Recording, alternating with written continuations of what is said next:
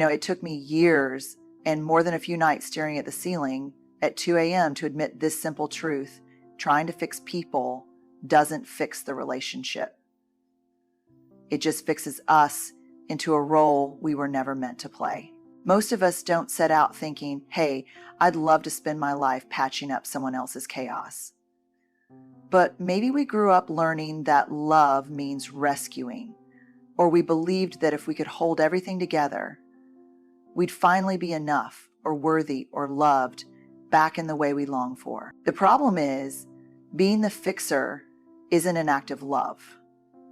It's an act of fear, wearing the mask of love. And while fear might keep the peace for a while, it never builds the connection we really crave. Here's what I've learned.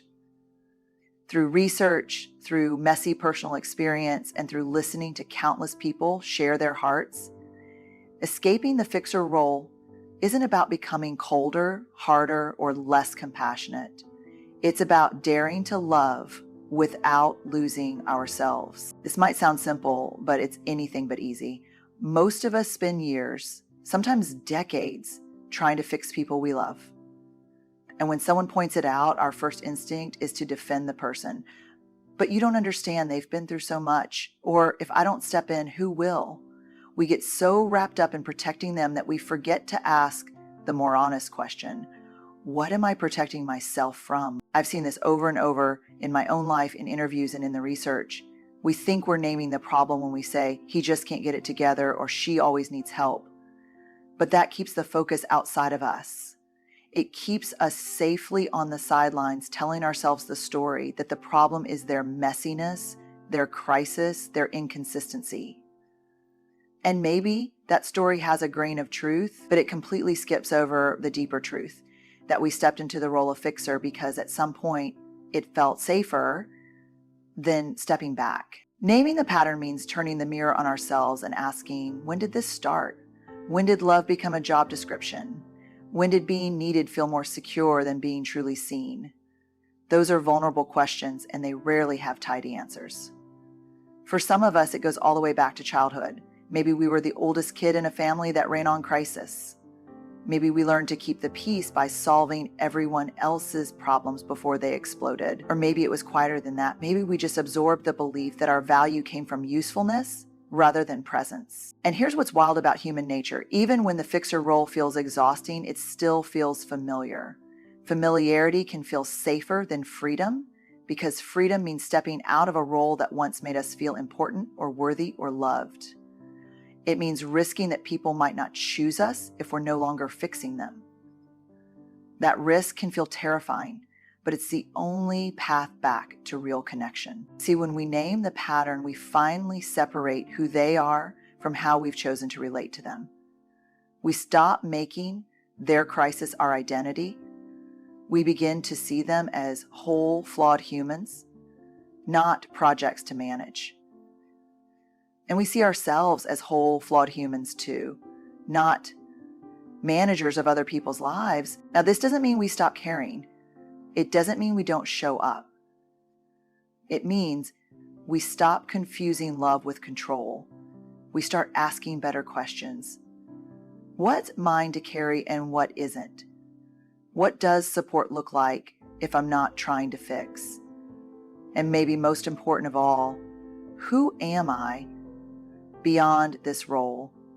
Because until we see the pattern and have the courage to name it out loud, we stay trapped in the same dance, hoping for different music.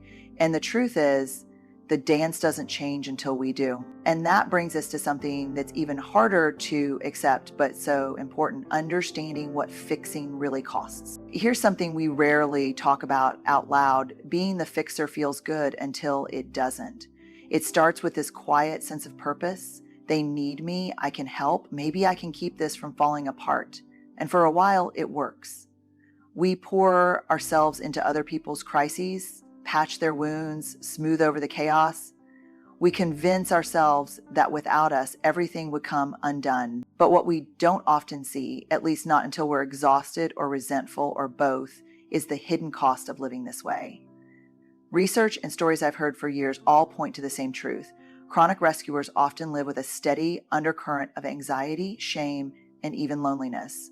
Because when our value is tied to being indispensable, we're constantly scanning for what needs fixing. And let's be honest, there's always something to fix. Over time, this pattern drains us emotionally, physically, spiritually. We might notice we're always tired, that there's a simmering resentment we try to swallow down. We think, why can't they just get it together? But underneath that is often a quieter whisper. If they do get it together, will they still need me?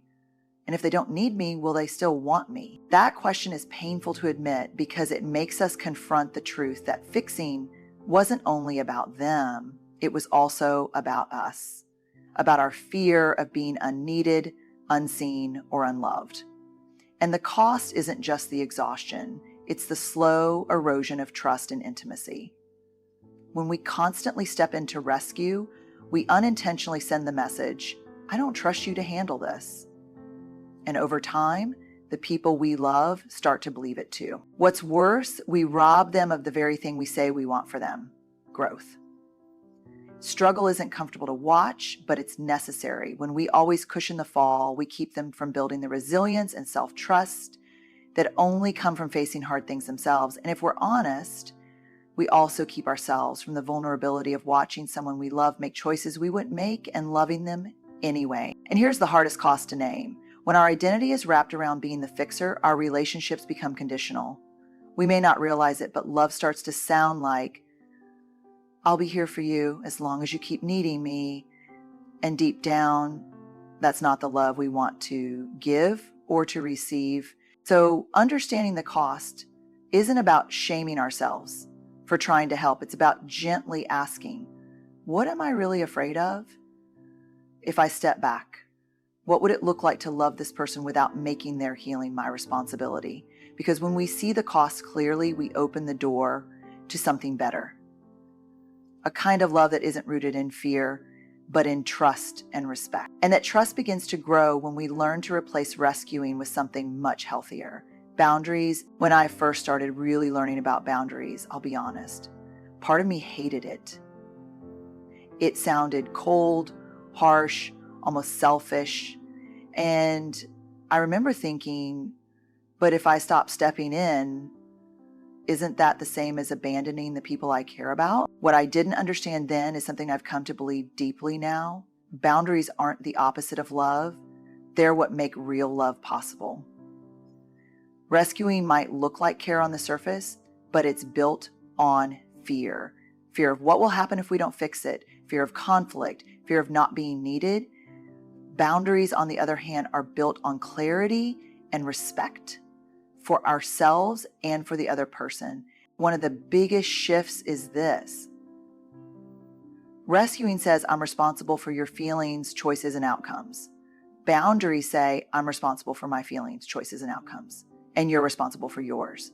And it sounds so simple, but living it can feel excruciating at first, because stepping back doesn't mean we stop loving. It means we stop over-functioning.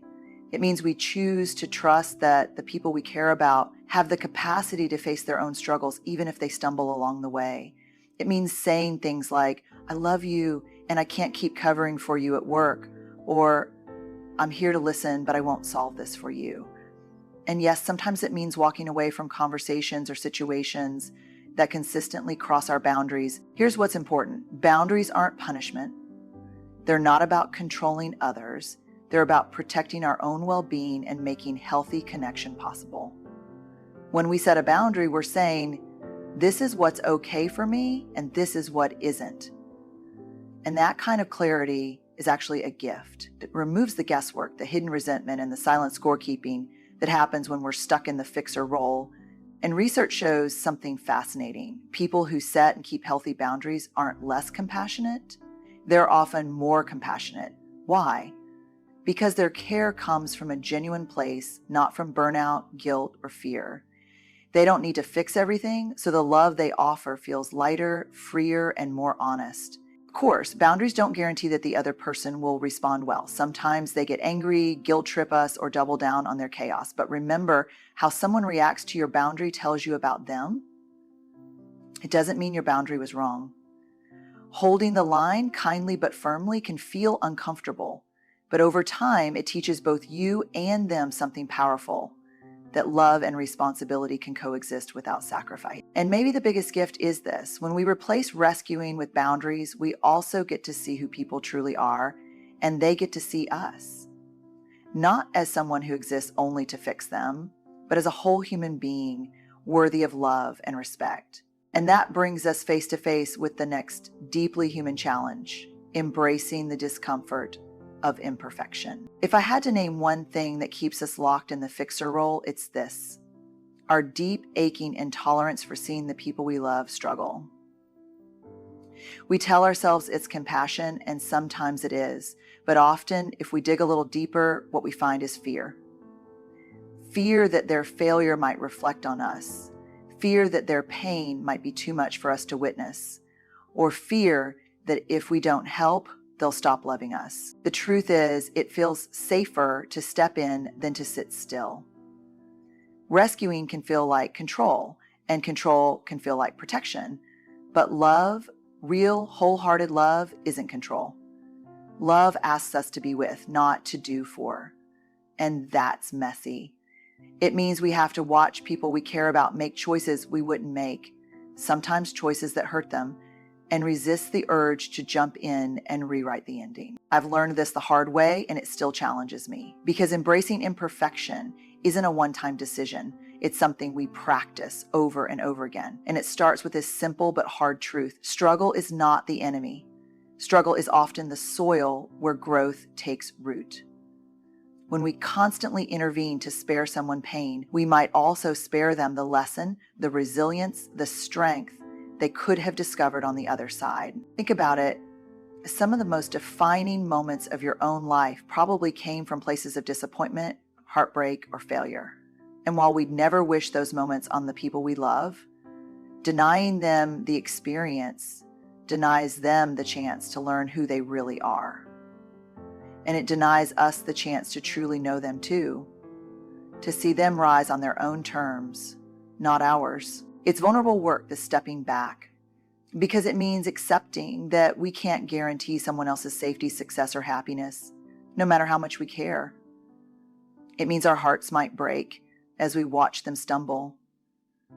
But that's what love sometimes requires: the courage to let go of our scripts for other people's lives. And here's what's even harder: we have to embrace our own imperfection too.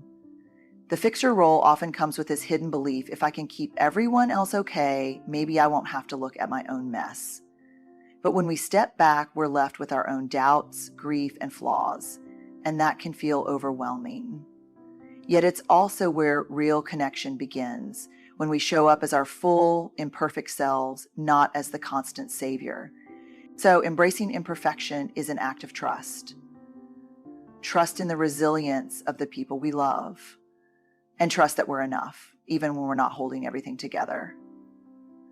It invites us to move from fear to faith, not blind faith that everything will work out perfectly, but faith that we and the people we care about can handle the messy, beautiful, unfinished business of being human. And when we dare to sit in that discomfort, when we stop editing everyone else's story, we create space for a deeper truth: that love was never about perfection in the first place. And that leads us to perhaps the most tender and transformative work of all: rewriting our story about worthiness. This is the part most of us try to skip, not because we don't care, but because it feels so raw, so close to the bone.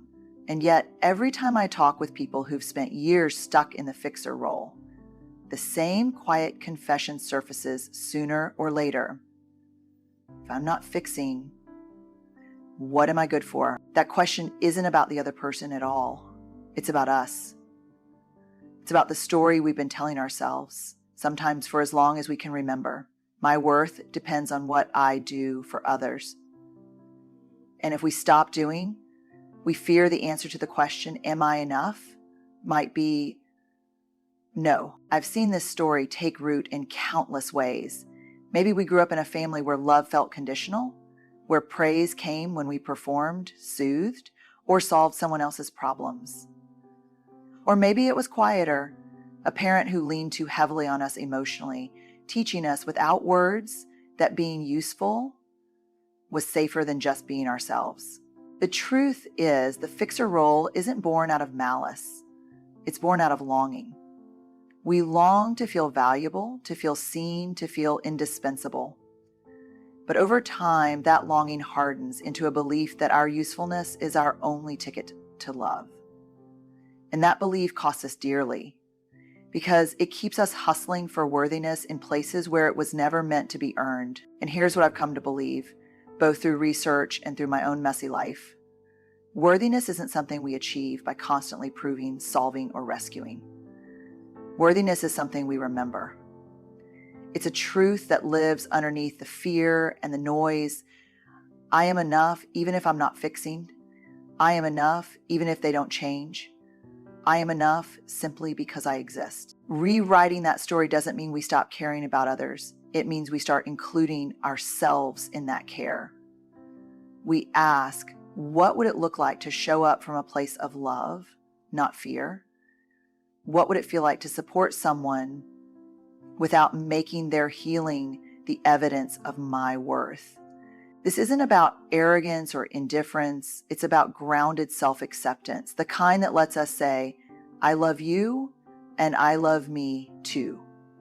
And I don't have to sacrifice one for the other. And here's what happens almost quietly when we start living from that place. Our relationships change. We connect not through obligation or desperation, but through honesty and presence. We stop managing other people's lives and start inviting them to walk beside us as equals, not projects. And we discover that real intimacy isn't built on dependence. It's built on two imperfect people daring to show up as they truly are. So yes, rewriting your story about worthiness is the hardest work. It's also the most liberating, because when we know deep down that we're enough, we no longer need to be the fixer to feel loved. We can finally step out of the role we were never meant to play and into the kind of connection that doesn't require us to rescue anyone, including ourselves. So here's where it all comes together. Escaping the fixer role isn't really about them at all. It's about us.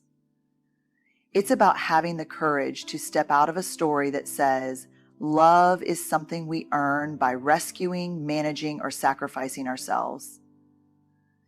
It's about daring to believe that we can love deeply without losing ourselves completely. We start by naming the pattern so we can finally see it for what it is, not destiny, just a habit we learned somewhere along the way. We face the cost of fixing not to punish ourselves, but to honor the truth of what it's taken from us and from the people we love. We replace rescuing with boundaries, because real love can't breathe without honesty and respect. We choose to sit in the discomfort of imperfection, trusting that struggle shapes us far more honestly than constant protection ever could. And most of all, we rewrite the story we tell ourselves about worthiness so that love becomes a gift we give and receive freely, not a job we perform until we collapse. This work is messy, imperfect, and it won't happen all at once, but it's worth it.